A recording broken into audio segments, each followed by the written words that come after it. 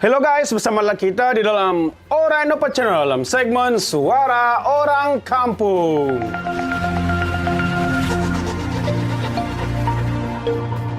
Oke, hari ini saya ingin membacakan berita terkini kenyataan daripada Ketua Menteri Sabah, sumber daripada Info Sabah 4 November 2020. Kaki tangan awam, lambat punca bakul makanan lewat, katanya. Dan sebelum saya teruskan, sekali lagi, sepertinya isu bakul makanan daripada kerajaan Sabah sekarang ini hangat diperkatakan rata-rata netizen yang belum menerima sebarang bantuan seperti yang dijanjikan oleh Ketua Menteri Sabah. Ramai yang mengeluh, malah ada yang membuat bantahan seperti yang berlaku di Semerak Tawau beberapa hari yang lalu. Dan juga netizen yang tidak puas hati dengan pentadbiran kerajaan negeri Sabah yang baru. Mereka sepertinya sibuk bergambal di depan bakul makanan menunjukkan bantuan akan segera diberikan. Tetapi peribahasa mengatakan indah kabar dari rupa. Semuanya itu umpama mimpi yang indah di subuh pagi. Hanya mampu terliur melihatnya namun tidak bisa mendapatkannya.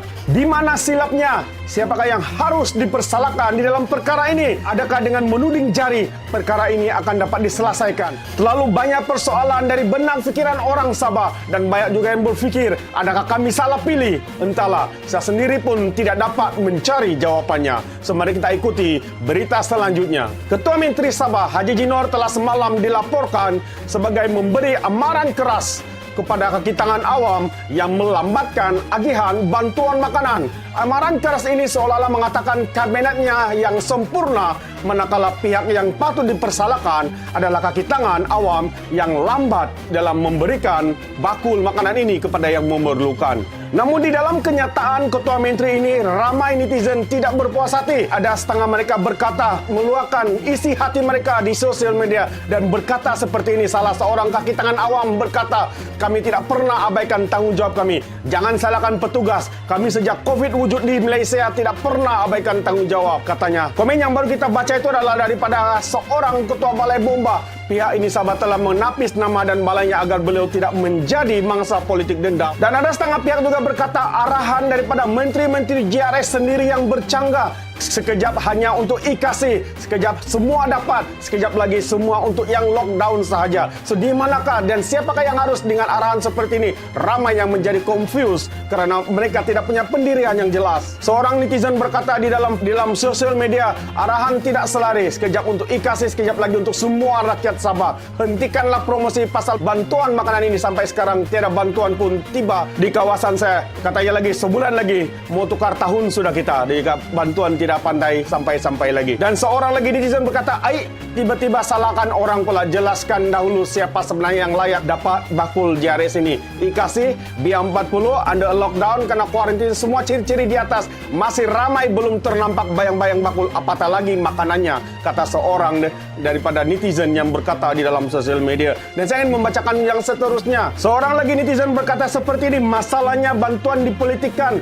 bukan diberi secara amal ibadah. Fikirkan kalau kerajaan mau jatuh satu hari nanti, ingat balik perkara ini ya. Masih ramai rakyat yang tidak dapat keadilan dan pemberian bantuan, sedangkan itu duit rakyat sendiri. Saudara, apa yang dikatakan oleh netizen ini sangat betul. Kerajaan sekarang dan duit kerajaan ini bukanlah duit kerajaan atau parti tertentu, tapi ini adalah duit rakyat yang harus diberikan bantuan kepada rakyat yang memerlukan di saat pandemik COVID-19 melanda, khususnya di negeri Sabah. Dan seorang lagi netizen berkata ini, wayang saja itu. Padahal apa bantuan pun tiada untuk rakyat Sabah, kecuali mau ambil nama saja. Baru ada nampak gambar bantuan, itu pun 2-3 rumah sahaja yang dapat, katanya lagi. Dan seorang lagi tidak berpuas hati atas kenyataan Ketua Menteri Sabah. Dia katakan salahkan petugas pula. Mereka yang terlibat semua sudah berburn out. Kemana sudah semua jentera, konvoi motor, kereta, pasukan sorak, pak turut, pemuda wanita, putri yang digunakan semasa berkempen. Lebih baik jadikan petugas atau sukarelawan COVID-19, katanya, seperti mana kesanggupan